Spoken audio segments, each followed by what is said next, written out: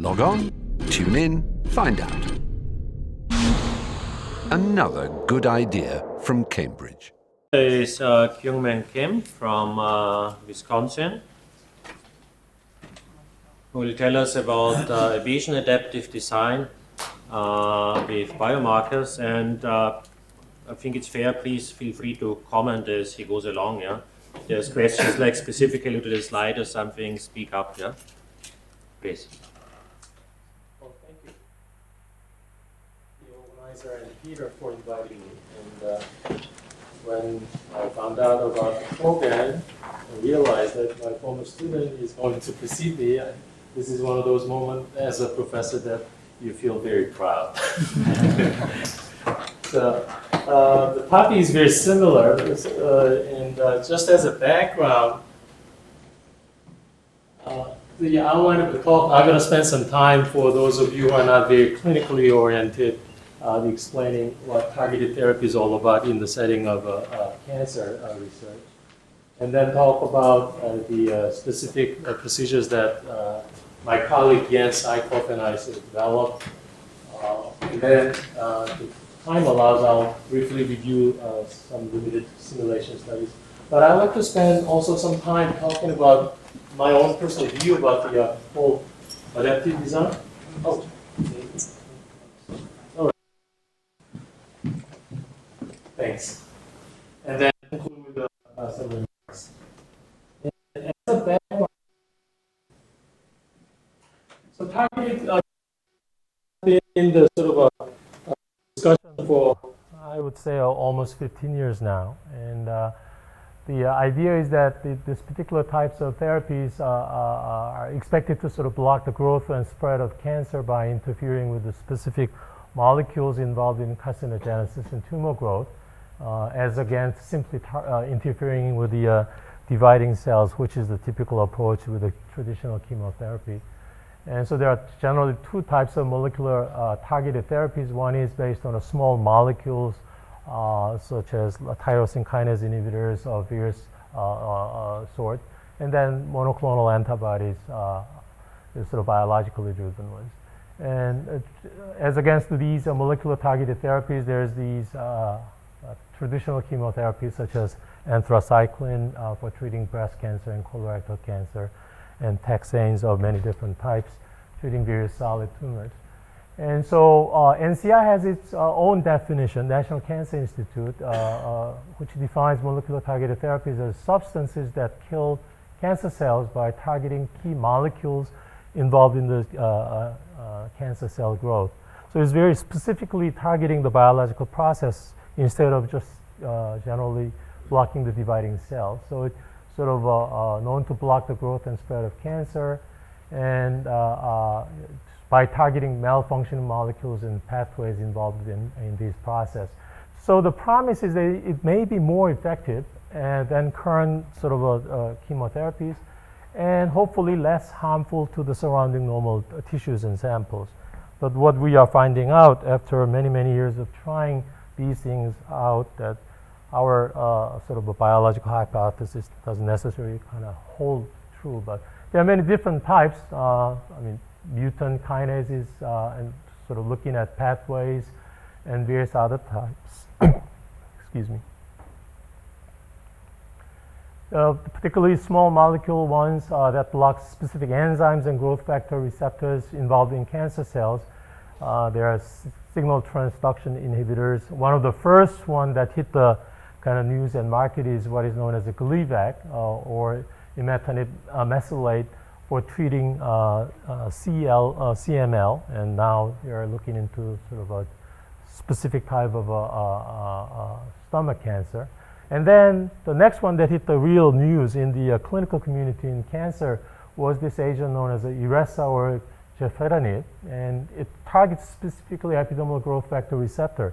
That's when a lot of the discussion started to happen, because people thought that because of the specific nature of this agent targeting epidermal growth factor, looking at the sort of gene sort of markers and things like that, that we may be able to change the potential clinical outcome using this. But then there has a lot of sort of a false sort of start and all that. And I'll also mention the fact that different labs came out with a different sort of way of measuring these biomarkers, and there appears to be a lot of disagreement among biologists, or sometimes they measure something believing that it'll going to predict something, but then turning out not to be the case. So, and all of those findings, I think, have some implication for the statistical methodology that the types that Yuan and I'll be describing. There are other types, such as apoptosis-inducing ones. One of the famous one is the bortezomib for treating multiple myelomas, and other types. And I'll just show it. Others that interfere with the growth of cancer cells, like monoclonal antibodies, like Rituxan for treating CD20 positive lymphomas and others. And then there's the cancer vaccines. One of the first therapeutic cancer vaccines that was approved was for prostate cancer just early this year. And then there's the angiogenesis inhibitors and other sort of more sophisticated types of therapies. So all of these targeted therapies are supposed to have big impact on how we tailor cancer treatment. And that's when this sort of a mantra of personalized medicine started to show up in the literature, in the newspaper, in the lips of congressmen and all of that. And we're dealing with sort of this type of issues under a lot of political sort of pressure in some ways. So these are known to have some personalized effect based on the unique set of molecular targets, gene markers, or various other types, and produced by the patient's tumor. And we hear a lot about pharmacogenomics and pharmacogenetics and how to use that information in personalizing therapies. And again, the premise behind all of this is that by being more selective, you will harm fewer normal surrounding cells and reduce, thus reducing side effects and adverse outcomes, and also improve the quality of life. And so that's the sort of background. But the reality is that as I mentioned, going back almost 10, 15 years, it really changed the way we treat cancer patients. And now it has come to form a component of a standard of care for many common malignancies, such as breast cancer, colorectal, lung, pancreatic cancer, lymphoma, and others. And the clinicians are starting to think about how to combine these what they call molecular targeted therapies with the standard of chemotherapy. And there's been some success, but there has been many failures that you don't get to hear about, because pharmaceutical companies, typically when they launch investigation, the results are negative. Generally, you don't hear about it at all. So people out in the public only hear about some good news, but they don't hear about the bad news. The only way you can get some sense of the bad news is that when you open up a Financial Times or a New York Times, Wall Street Journal business section, you will hear about certain divisions being closed, for example, Pfizer, for example, recently. Those are the kind of hint of what's happening with major investment in some of these molecular targeted therapies. So the challenge with these type of therapies is that the mechanism of action and toxicities are supposed to be very different from those of the traditional cytotoxic chemotherapy. And there are particular types of, say, EGFR inhibitors. There's a known form of specific adverse outcomes, such as acneiform rash, cardiac dysfunction, hypertension, and others. And also with some of the small molecule inhibitors, which is metabolized by cytochrome P450 enzyme, they tend to produce this multi-drug sort of interaction. So there are a lot of challenges. So it's not always that rosy from a sort of a clinical drug development perspective. And so it raises a number of new questions, tailoring cancer treatment to individual patients' tumor, which led to this mantra of personalized medicine, and also assessment of effectiveness and toxicity. And then the other big aspect that we don't talk about much, but touched upon on, I think, yesterday's session, about the health economics of that. These agents tend to be very expensive, for 1 month course costing $10,000 and things like that. But how we're going to pay for that is another sort of issue that I think statistical communities should start to really sort of pay attention to. At least in the UK with the National Health Services, oftentimes when studies are done, I see sort of economic analysis, how and who's going to pay for all of that. But none of that is happening as far as I know in the US. More and more pharmaceutical company protocols have this sort of a appendix at the end looking at the healthy utilization questions. I think it is pharmaceutical industry's way of looking at how they're going to make money out of developing this drug, for example, and thinking about the market issues.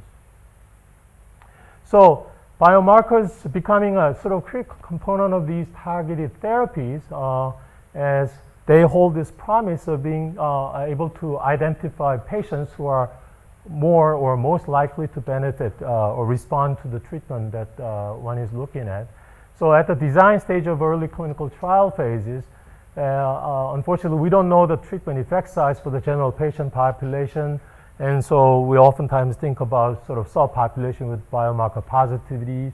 But again, unfortunately, when, for example, gefitinib was investigated, erlotinib was investigated, people didn't really know even the distribution of these biomarkers. So trying to figure out the marker subpopulation developing the drug has created some of the sort of methodological challenges, much in the way when we have discussion about surrogate biomarkers and how that can be used. So in traditional clinical trials, I mean, treatment effects for various biomarkers are evaluated in an explorative fashion after the fact as a subgroup, but we know that those kind of effort doesn't give much sort of a useful answer because of the reduced sample size with subgroups. So I think there's definitely a need from a sort of a study design perspective as to how we can incorporate these biomarkers into the statistical decision process. And there has been some attempt and just trying to understand the design aspect of that. One way to look at it is untargeted versus targeted design. And untargeted design is just not mentioning anything about the biomarkers and just doing the traditional sort of a randomization trial between treatment A versus B. Targeted design, on the other hand, is to sort of randomize only those patients who are predicted to respond to a specific sort of agent under consideration. So after the patient is sort of informed consent obtained, registered into trial, you will test the patient's marker profile, and based on some criteria, the tumors are identified to be a positive versus negative, and you will only enroll and randomize those with a specific marker sort of a signature, and then sort of investigate the treatment effect between treatment A versus B. So in the second design, you are really looking at subgroup of the patient population and trying to answer that particular question in that subpopulation. Untargeted designs, as I mentioned, no biomarkers are available. And so if there's a mixture of different sort of patient biomarker characteristics all in the patient population, obviously there's going to be a dilution of effect. And the failure of gefitinib in treatment of non-small cell lung cancer was attributed by the clinical community and scientific community largely to the fact that there's a mix of EGFR mutation status, and these are the general numbers that people sort of mention. Only 10% of the patient population being sensitive, and Asian population being positive, and all of those. And there's been many sort of articles written about this aspect for the gefitinib in the literature. With the targeted design, obviously there's a screening required, and also a very important assumption that there's a reliable assay. But oftentimes what we find out is that when a new agent is developed, oftentimes we don't even have a decent assays available at this stage. So it's a sort of issue of whether chicken is a head or egg kind of issues, and sort of become a very vexing question for the scientists and clinicians. So in order for this trial design to work, you have to have a decent estimate of the prevalence of the biomarker positivity or sensitive tumors. And Rebecca Botensky from Harvard has a very nice article about the impact of unrecognized molecular heterogeneity in terms of the sample size issues. Janet Dempsey, she's a clinical oncologist at the NCI, and Boris Friedlin, statistician there, had a very short article in Lancet in 2003 looking at the sample size requirements based on the different prevalence of the patient population. 10%, you will require almost 32,000 patients having to be screened in order to detect a hazard ratio of 1.3. Whereas if you have a 70% patient being prevalent, and if you have the same sort of a hazard ratio targeted, then you will require only about 900 patients. So one way or the other, you have to pay in terms of doing the trial. Even for the targeted design, you have to go through the screening. You have to enroll that many patients, get the informed sign, informed consent sort of obtained, and then sort of decide. So it is a form of a sort of enrichment, sort of enrolling only those patients who are likely to sort of respond. So there's been some discussions about how to design an efficient targeted design. And so the assumption is that, underlying assumption is that targeted therapy works only in a subset of with the sensitive tumors. And so the idea is to how to enrich the study population in order to give you the best sort of ability to sort of identify the treatment that would work. So if there's a good predictive biomarkers for sensitive tumors, again, you'll have to screen all eligible patients and enroll only those with sensitive tumors. In the absence of a good predictive markers, one may consider doing something like randomized discontinuation design, which was used in developing some of the new tyrosine kinase inhibitors in the renal cell carcinoma setting. I think this is one of the earlier developed by Gary Rosner, now at Johns Hopkins. When he worked with CALGB, he proposed this randomized discontinuation design. And this approach has been used sort of successfully in a number of settings, the examples of which are provided here. So essentially, you have a treatment drug, particular drug X for a specified period of time, and then you look at only those people according to their sort of pathologic evaluation. If they are responding completely or partially, they'll continue with the treatment. So this is a single arm sort of setting. And then if the patient is progressing on the treatment, then they go off treatment, okay, because they are not likely to sort of benefit from further treatment. And they will sort of pick the stable patient and then randomize whether to continue with the treatment or treat with a placebo or discontinue the current treatment. And then after this point, primary endpoint evaluation is happen. And there's been some articles written about this from a statistical as well as clinical perspective in respective sort of literatures. There have been many discussions about the efficacy of targeted therapies. For example, Simon and Maitoram at the NCI looked at the targeted versus untargeted designs in terms of the number of patients required to achieve a fixed statistical power for detecting a fixed treatment effects. And the degree of what they found out, not surprisingly, that the degree of reduction in sample size depends on the availability of the biomarkers for identifying patients. That means there's a reliable bioassay out there that everybody sort of agrees with. And that's a really challenging issue currently. And targeted design, as we found out, learned that it often requires fewer randomized patients than the untargeted designs, but depending on the sensitivity and the specificity of the biomarkers, targeted design can be much more costly in terms of having to screen many more patients.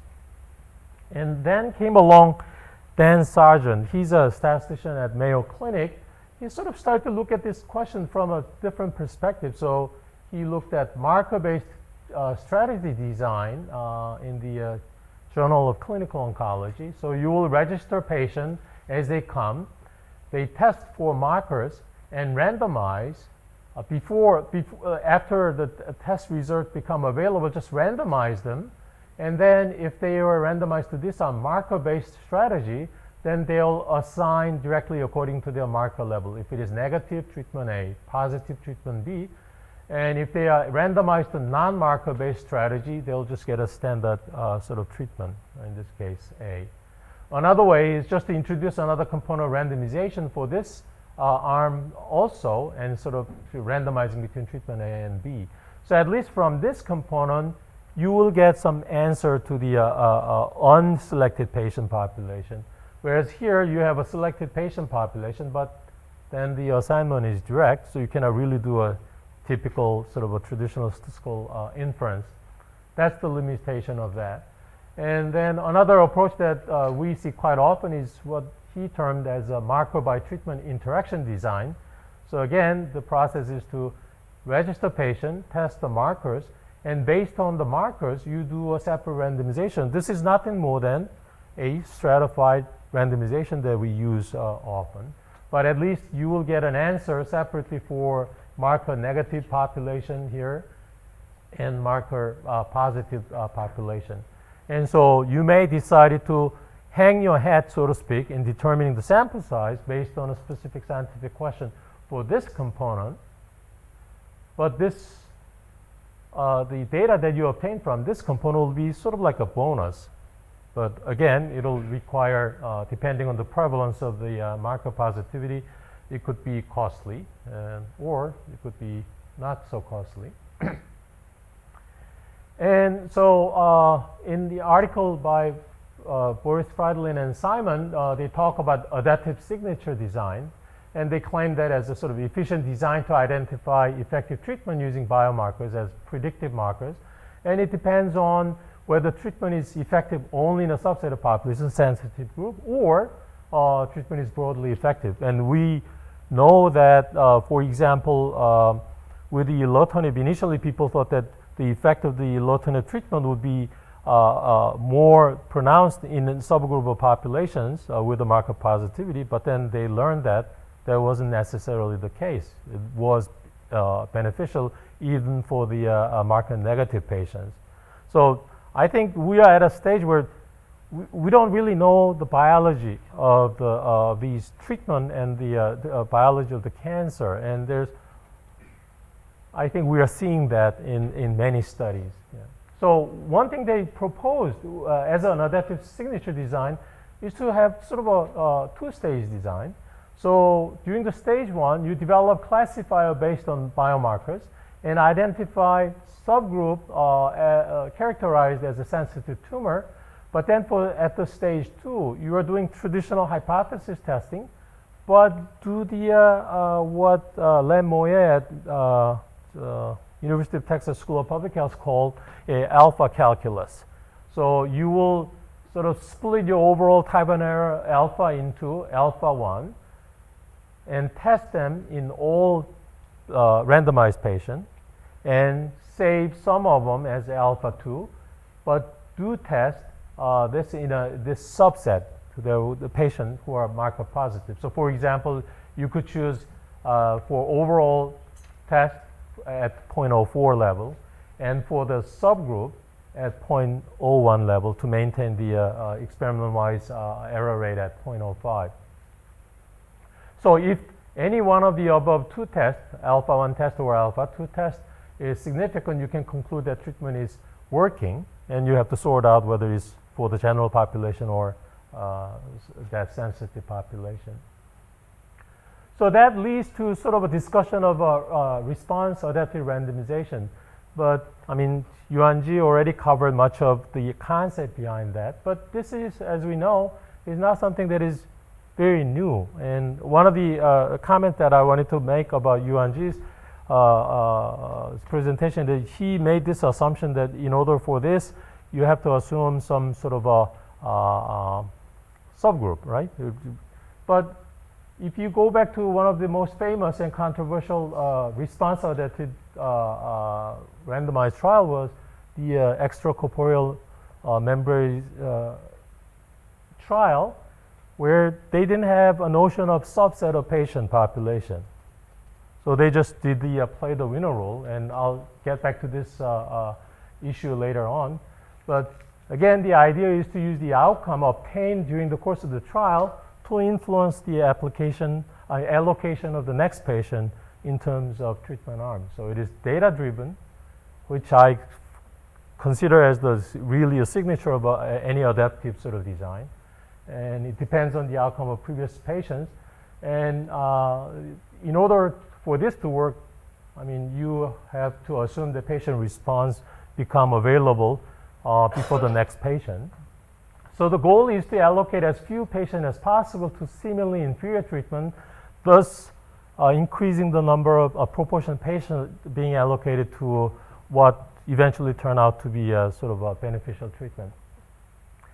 But if you are thinking of this procedure or approach from a traditional sort of a test of hypothesis perspective, the issue of proper analysis becomes very difficult very quickly. And again, perhaps with the exception of MD Anderson Cancer Center in the United States, not many places, currently I serve on about 10 plus sort of data monitoring committee for large scale registration sort of intended clinical trials.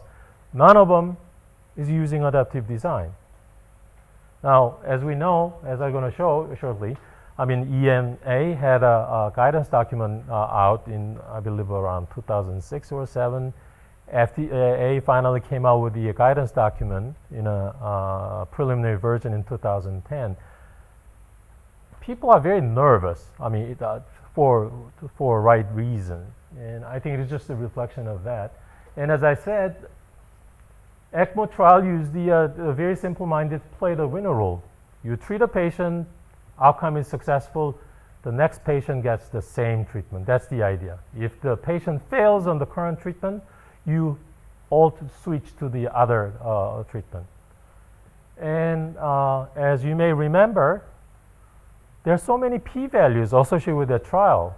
That means even among the statistical community, we cannot agree on how to do a statistical inference. I'll get to that somewhat in detail later on. So this work was really started when the VA system in the United States, the Veterans Administration, issued a RFA for a grant application. And it was very unique in the sense that it has stage 1 and 2. Stage 1, during the first 2 years, we're supposed to develop a design to do both sort of diagnosis and the therapeutic assessment. And then second period, years 3, 4, and 5, we're supposed to carry out a trial using the design. So we submitted, and we became one of the first places to receive that grant. And so we decided to do something, and the approach we chose was, how about using a Bayesian approach? Because at this stage, our goal was really to understand the marker's role in the treatment selection. So we decided to use the Bayesian approach. And again, because we are in early stages of sort of discovery rather than sort of confirmatory stage, we thought about how about optimizing the treatment allocation by randomizing more patients to the what appears to be at any moment a superior treatment based on biomarker profile. So that led to the notion of response adaptive sort of design. And then as we go along, we thought about identifying subgroups of patients who would respond better to a particular treatment that under consideration based on the biomarker profile, and also based on the patient's response from the past. So it was a response adaptive and covariate adjusted, and that particular method we chose to use is to use what is known as the partial least squares logistic regression. And so that forms the sort of bulk of the sort of technical sort of aspect of my presentation. So here's the clinical trial setting. So we assume that patients' outcome, such as in pathologic response in cancer setting, you have a binary response, success or failure, or complete partial response versus other. And we assume that there's up to k biomarkers considered to be quantitative or based on immunohistochemistry staining of 0 plus, 1 plus, 2 plus, 3 plus. And obviously these biomarkers naturally will be correlated among themselves. And we assume that that they are sort of predictive, but at the very beginning we are not making any specific assumption. And we are willing to entertain biomarker profile groups up to capital G. But initially, again, we sort of leave that sort of unknown. And in terms of the treatment itself, we are sort of entertaining 2 treatment or more, including a specific targeted therapy. So there's K biomarkers, G groups, and J treatments. And so in order for this procedure to work, we have to do some initial sort of modeling. And as Yuan did, initially we will randomize patients equally among J treatment. And when each of the group has at least one response, then we can fit a model and determine the initial biomarker group sort of determination. And after that, each time new patient comes on board, we know their biomarker profile and the response from the first equally randomized patient, use that and generate response adaptive allocation adjusted by the biomarker profile. So that's the sort of idea. And some of the technical aspect, we decided to use the logistic regression for modeling the response, 1 or 0, with the biomarker profiles indicated with X. And logistic model of this nature appears to be reasonable. And in terms of the going through the Bayesian sort of modeling work, we assume this auxiliary variable z to have this mean, theta x plus error having this normal distribution with mean 0 and variance lambda t, where lambda t can be expressed by way of Kolmogorov-Smirnov sort of distribution. And then we'll go through sort of Gibbs sampling for generating posterior distribution for the various entities. So the first thing in terms of the parameters associated with the response, we given the z, lambda, and y, we assume normal distribution with this mean and variance structure. And in order to generate this posterior distribution for the z's, we look at sort of truncated normal distribution based on the response, and sort of integrating lambda out, we get logistic function, again with the indicator. So you guys probably are more familiar with the Bayesian sort of way, but here, so here we have I patient treated, and we are dealing with I plus first patient with a marker profile given as X sup I plus 1. So we're interested in knowing the probability. Here, this thick bar should be intersection of the, so this is the event, probability event where the expectation of the response for the I patient, given these background information, is greater than the other treatment. So this is the probability of the response when subject is given treatment J, being all greater than the response that can expect from receiving other treatment J prime. So that's that quantity. And so we use this probability, Yuan Ji used the probability Q, right? And so following Peter Thal and Kyle Wathan's work, we decided to sort of use, derive this allocation proportion for the I plus first patient.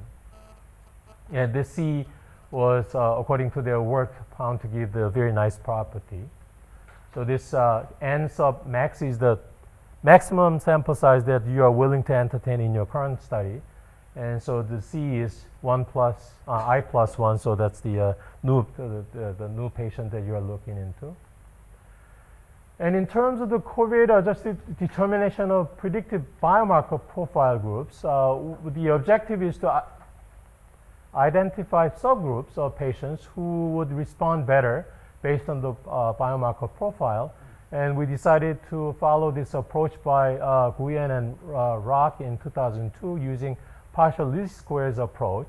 And it's different from the approach that Yuan used in terms of dimensionality reduction. So here, we're dealing with a reasonably limited number of biomarkers, and we can do some reasonable sort of modeling. So it's different from the principal component analysis. And what's neat about this is that it uses not only the covariate for the next patient, but also the outcomes from the previous patients, and that go into the sort of scores and loadings. And this approach of expanding that to logistic regression was investigated by Bayesian and his colleagues to classify. And so we use this approach to classify the patient into biomarker profile group sort of adaptively as you sort of move along. So this gives the sort of a PLS logistic regression model approach, and typically you will go through this sort of mechanisms to determine the marker group sort of membership, so to speak. I should hurry along. And so, for example, one way to deal with that is, so for example, you'll have the first M star PLS components, and if they account for a large proportion of the total variation, say 80% or more, then you can use those to define biomarker profile groups after the run-in phase.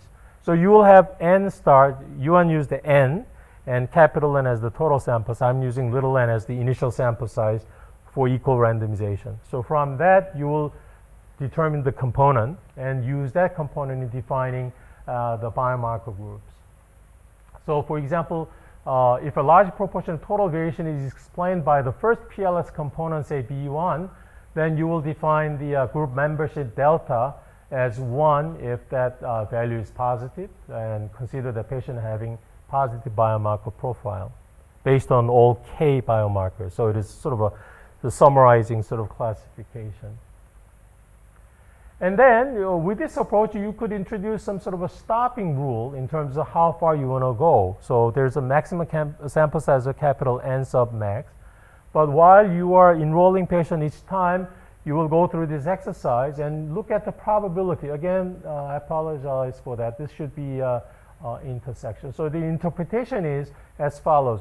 What is the probability of the, so if you look at the summation, that's the number of response if the patient were given treatment J, right? And if that probability is greater than the number of responses expected under treatment J star when all these indication leads to the grouping to group little j. So if that probability reaches certain level, say maximum is greater than delta, then you may consider stopping the trial after that ith patient. And this J star, which is the argument maximum of this, becomes the selected biomarker group G for that patient, right? So related to the earlier question, when you stop the trial, at least you have some grouping based on the biomarker. So you can use the partial least squares logistic model to classify the next patient, right? And so you can sort of determine the grouping, and then you go through the same sort of exercise. If a pre-specified maximum sample size is reached with this criteria not met, then you will complete the trial with a inconclusion, right? Because you didn't reach that criteria. Okay, so the slide is available. The bottom line is we did a limited simulation studies and appears to be doing what we are hoping to achieve, like assigning more patients to the treatment that appears to be working for a subgroup of patients according to the biomarker profile. I'll skip these, but I'd like to sort of visit this whole issue of sort of adaptive design. So EMA defines the flexible design and analysis in their document in 2006. And according to EMA, a study design is called adaptive if statistical methodology allows the modification of design element. I think that's the key word, design element, such as sample size, randomization ratio, number of treatment arms at an interim analysis with full control of type 1 error. So the challenge is how to control type 1 error with this sort of a potential change based on the data that is available as of the time of the analysis. FDA came out with their own guidance document in 2010, and according to them, for the purpose of this guidance, an adaptive design clinical study is defined as a study that includes a prospectively planned opportunity for modification of one or more specified aspects of the study design and a hypothesis based on analysis of data from subjects in the study. So again, it addresses the real change in the design. And one pet peeve I have when I come to sort of adaptive discussion, people sort of mix adaptive design with the sequential design. Sequential design is fixed in advance. Nothing changes. Just based on the outcome of the trial, you get to terminate the trial or continue on. You're not changing design. So in my book, sequential design is not an adaptive design. But these are the real adaptive design. You get to change the sample size prospectively as you go forward. You change the randomization ratio and you change the number of treatment arms, a lot of things. But the key is, in order for these to be adopted properly, you really have to think about all of these potential ways in a prospective manner. So that's why people are talking about a lot of simulation studies to understand these. Just skip that. I always quote this article by Peter Armitage. It was published in International Statistics Review under the title of the Search of Optimality in Clinical Trials. And preceding this article, there was an article about the bandit method. So he was sort of commenting on that. And in discussing adaptive randomization and decision theoretic approach in clinical trials, he lamented as follows. At first sight, this seems an entirely respectable form of activity, just the sort of contribution that statistics should be making to design, execution, and analysis clinical trial. Yet, most of the theoretical work done in this tradition over the last 20 years or so has found no application whatsoever in actual conduct of trials. This lack of contact between theory and practice seems to me quite deplorable. Either the theoreticians have got hold of the wrong problem, the type 3 errors that we occasionally talk about, or the practicing trialists have shown a culpable lack of awareness of relevant theoretical developments, or both. In any case, the situation does not reflect particularly well on the statistical community. Fast forward into 2010. MD Anderson statisticians have really addressed these issues very admirably, bringing really the theory and practice together. And so I think Professor Armitage probably will be very happy about some of this development. Now, we talked about what adaptive randomization is all about, and I just want to briefly review this thing. Extracorporeal membrane oxygenation trial was conducted initially at the University of Wisconsin under Dr. William Bartlett, and the results came out, and it was so controversial. Harvard group decided to do a separate study subsequent to Michigan study. The bottom line is, the idea was to use the randomized play the winner rule of some sort and maximize the number of patients on better treatment, in this case ECMO versus standard of care. The statistical paper shows this many different p-values, some showing as significant as 0.001 all the way to 0.620. And as a statistician, when I talk to the clinician, I feel very ashamed that I really think of this as an admission of our discipline's failure, that we could not help the scientists deal with this question in the most appropriate way. So after 2 trials, we really became sort of irrelevant to the community of pulmonologists looking into the babies with a lung that hasn't developed quite well. And in discussing Colin Begg's 1990 Biometrica paper, how often do you see a discussion paper in Biometrica? And it goes to indicate the seriousness of the sort of matter. And Richard Royale at Johns Hopkins said, thus, we should not be surprised to find situations like the present one, where our best efforts to produce and rationalize satisfactory p-value have failed. Tom Fleming at University of Washington said, the biased coin, that was, in hindsight, I'm sure Tom recognizes that it's a wrong terminology to use, does not provide desirable approach to the allocation of patients to treatment in medical trials. And so this is something that we really have to be careful. And let me just, so here's the concluding remarks.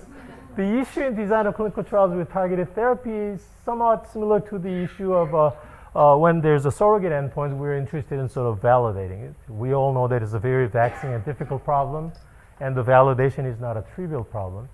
Adaptive design in drug diagnostic combination appears to be a reasonable approach at the stages of early development and discovery phase. And again, I mean, I'm not a Bayesian, but I mean, it seems like this setting is a perfect example of sort of updating our knowledge. Seems to make a lot of sense, and so I have nothing against that. And the remaining challenge in my point of view is dealing with the statistical inference issues and whether this method is come to the prime time. Thank you for your attention. Sorry for running late. This is the view of the lake at the University of Wisconsin Memorial Union, which is where we hang out on a very nice summer Friday afternoons. Thank you. Any urgent quick comments? Please. You didn't say how you analyzed your own trial design. Do you have a way of getting a p-value? So, no, I don't have an answer to that. And again, I think you know, we hear about how to use the Bayesian approach. We had a lot of discussion on Monday, and I don't know whether I'm being a purist in some ways. I mean, Bayesian approach was developed for a certain scientific way of addressing scientific questions. And the frequentist way of dealing with the test of hypothesis is really addressing different scientific questions. And if people are trying to bring them together, I see that as sort of trying to sort of shove the square peg into the round hole kind of thing, you know. I'm not so sure whether that's the right approach. In this case, so unfortunately after 2 years, the PI, because of the family reason, decided to leave the institution and move to New England. But he showed continued interest. So we recently submitted a grant to the National Cancer Institute to conduct a bladder cancer trial using our methods. And so we have a software. So we can go to the Cancer Center webpage, provide the background information, and you give the biomarker information and the response from the current patient, you get treatment allocation. So we have to develop. P-value. Pardon? Still no p-value. Still no p-value. This one is not trying to do that kind of inference. I was wondering, is it meant to be a confirmatory trial? No, anyway? not at all. It's exploratory. And I think Yes. I was wondering about previous talk. Are you really generating hypotheses? And so some of the details that we've been poking into are not so crucial. Right. Mm-hmm. But you know, even among the physicians, some like this kind of approach very much because they're as a practicing clinician, they have all this information and they are wondering about how to use this biomarker information for my next patient. So if you have a sort of a approach like this, I think it meets certain ethical sort of requirements on the part of the physician, but it's not trying to address the definitive question, whether treatment A is better than B in a particular patient population. And so I think these are addressing really different scientific questions. That's how So I I think tea and coffee is ready outside. Okay. There will be more opportunity to discuss. Like after the break, we have one more talk by Peter Tye, and then Brahma will start a discussion, and hopefully there will be more time so you can ask and comment more. So thank you. Thank you.